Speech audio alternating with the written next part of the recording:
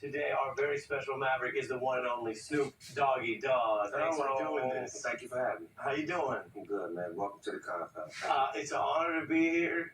We walked in and you were playing a new song you've been working on today. So tell me about that and where we are. Well, we're inside the compound. This is my facilities that I've been in for like the past 12 years in Inglewood, California. I'm working on some music with Hit Boy right now. I just dropped an album called Algorithm. But Hit Boy is on Def Jam Records, and he's a family member, and we just feel like making music. Let's start with the Algorithm. The congratulations, new album. It's you. It features a lot of people. It opens by you telling people an algorithm is a process for calculations or problem-solving operations. Especially by a computer. Especially by a computer. What does that mean to you, Snoop Dogg, at 50, doing everything you're doing? It just means that certain things need to be shaken up. Like the algorithm is great in certain things, but in music I felt like it was kind of off, so I wanted to get it back on. I thought that the algorithm was based off of a computer telling you what was a hot record as opposed to you feeling what a hot record was. So that's what this project is about. It's about breaking the algorithm and making music feel good as opposed to sound good. How do you break the algorithm? I break the algorithm by being Snoop Dogg. You know, because you can't write me or make me. You can't really shape me or break me. There was this dividing line in your life that is in your music. The people know about that case, and the song Murder Was the Case, and the film, and everything else. You know, some white people really are afraid of black people in America. Right. You come out of that case. The justice system said what it said, so you're cleared. And then we have the whole rest of your life to reflect on, so people know Snoop the businessman, Snoop, Martha Stewart's friend, all the rest.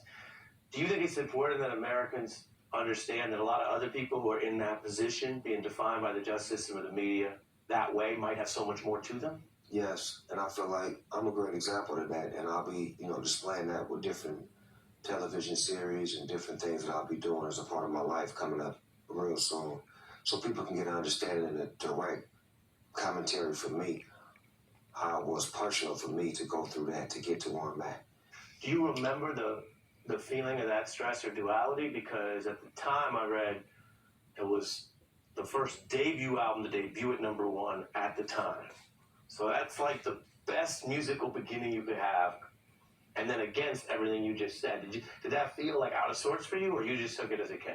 No, I felt like a dream and a nightmare, because with all of the success that was going on, I couldn't really enjoy it because my life was in limbo as far as I know the justice system, and I know that, it didn't look good for me because of my music, my background, my past record, and then my record label. So all of that went into account as far as like, these are things that are working against me. Now I got to have a great team of lawyers. They had to speak for me to portray me as who I was, not what you thought I was.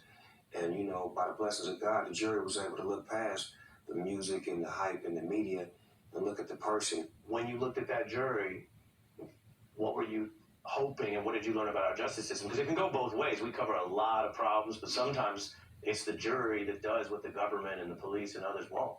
Well, actually, I was quite nervous because if you recall, O.J. Simpson had just beat his case. So I was thinking that since he beat his, it was a must for me to lose mine, because the justice system is not going to see two black men walk out of the same courtroom with not guilty verdicts.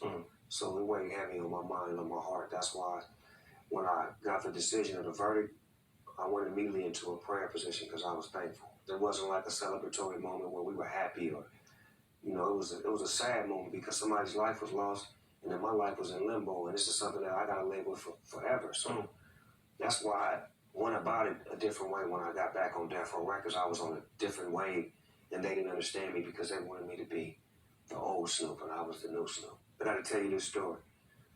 I was nominated for an American Music Award, and ABC and Disney didn't want me to come to the show because I was fighting a murder case. And Dick Clark went to war for me and said he's going to perform, he's going to do what he's got to do. This is America. He's innocent to proven guilty, and I like his music. Dick Clark said that. And Dick Clark had me come on, and I performed at the American Music Awards, and I won that night. What did that tell you about the way he views the world?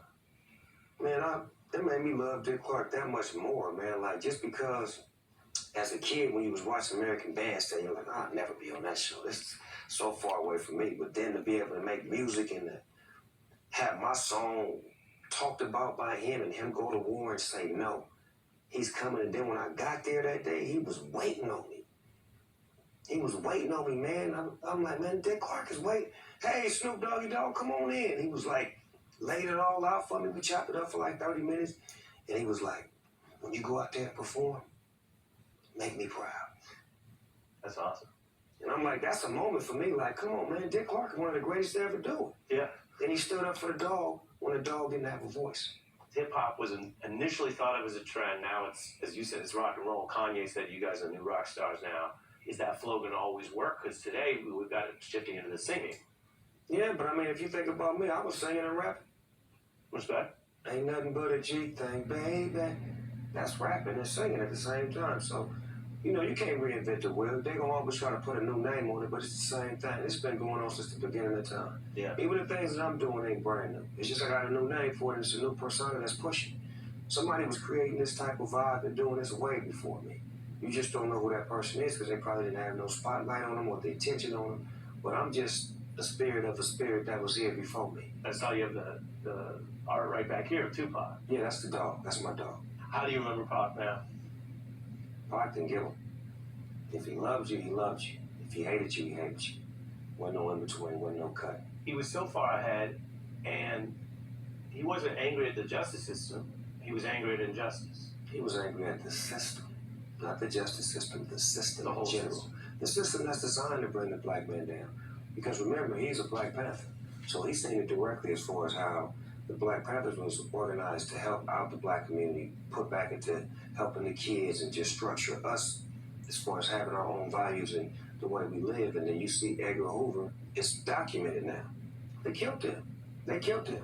So how you think he's supposed to feel when the only black, that's amazing, like our positive role models, the football players and the basketball players and the athletes and the entertainers, and they decide to come together and say, okay, we're going to help our people. Then all of a sudden, the government kill them. How do you think their kids going to feel about the next generation? Mm-hmm. So that's the way Tupac felt. That's the way we felt. But just not feeling that way, we made a difference. We was able to do something. We was able to have a voice. We was able to move mountains. We was able to unite people. And we was able to even unite color lines because Tupac loved all people, and I love all people. We didn't just make music for black people. It was just we were trying to help black people because we seen what was done to us when we tried to help each other. And those facts were there and documented, but so much of establishment America and white America lied about it or ignored it. And we've had a little bit more of this reckoning in the last few years, along with rising hate. We have some of Pac on all these issues I want to play for you because it's one thing to be right at the time. It's another thing to be ahead of your time. So I want to play this for your thoughts. I don't want to be 50 years old at a BET. We shall overcome achievement awards. You know what I'm saying? Not me. Every time I speak, I want the truth to come out. You know what I'm saying? Every time I speak, I want to shiver. The same crime element that white people fear, we fear.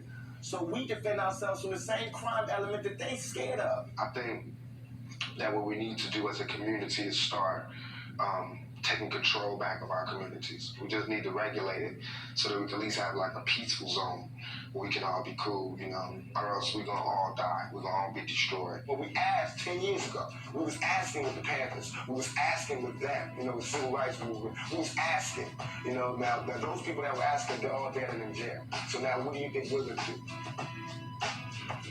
Ask? No. Now you get it. Even watching that, my spirit is bubbling right now. Like I feel like somebody up from just hearing that. Just because I know that it puts me in that era, in that zone where our voice didn't matter back then. Things we were speaking to as far as corruption and violence and all that, they would take it and reverse it back on us. As if, no, you got a problem. You're violent. You're this. You know, America's violent. We was peaceful. The Black Panthers was put together to bear arms and do all this peaceful stuff. Y'all came and shot them down and knocked them down. And now we don't have a voice. And now when we try to speak as rappers, you want to lock us up and say our music is making people kill each other and this and that. And then we can't bear arms. Like all the stuff he was speaking to is happening right now. But this is 25 years ago. So it's like if we don't stand up and make a difference and make a change, it won't change. So that's why we do what we do and we're moving like we're moving right now. Where would he be now, do you think? Right where I'm at or further. Does it strike you that Many young people today born after he died, they still come to him and his words and his music. Well, I mean, you got to think about it. It's the gospel. I mean, he was all about the people. Tupac was in the streets, for the people. Just imagine what he was doing at 25. That was 25 years ago. So he only got to live half of what I'm doing. Yeah. But he was so far ahead of the game that things he's saying from 25 years ago resonate right now. Yeah, absolutely. Before we let you go, I'd like to do some lightning round. Favorite party Snoop song? Gin and Juice, or Beautiful, or Drop It Like It's Hot? Party, gin and juice. Favorite funky Snoop track? Vapors, Snoop's Upside Your Head, or PIMP? Snoop's upside your head. Very funky. In a word or a sentence, Dr. Dre, Quincy Jones 2.0. Kanye, Musical genius. Lady Lady of Rage, Pam Grier of hip hop. Lil Dicky, Greatest white boy basketball player, hip hop star ever played with. When you were young, the best part of music was?